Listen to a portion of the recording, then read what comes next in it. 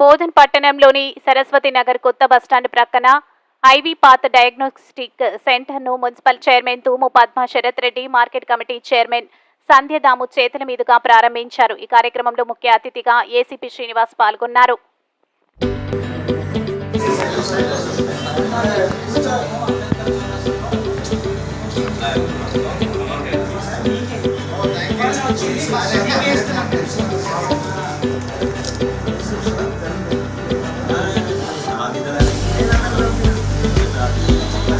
Diagnostic centre ఓపెనింగ్కి బోధన్లో ఓపెనింగ్కి విచ్చేసిన పెద్దలు మన మున్సిపల్ చైర్మన్ గారికి, ఏఎంసీ చైర్మన్ గారికి మరియు లోకల్ ఏసీపీ గారికి ఎంతో కృతజ్ఞతలు.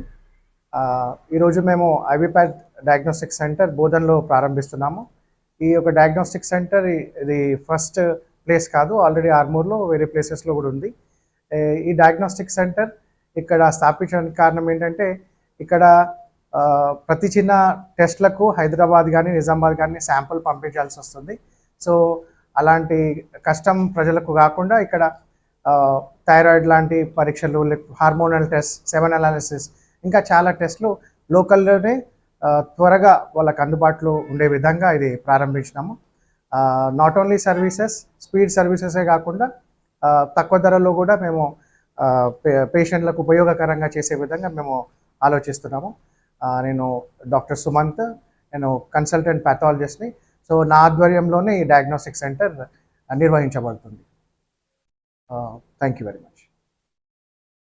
మన ఛానల్ని వెంటనే సబ్స్క్రైబ్ చేసుకుని పక్కనే ఉన్న బెల్ ఐకాన్ కొట్టేసి నోటిఫికేషన్ ఆన్లో పెట్టుకోండి.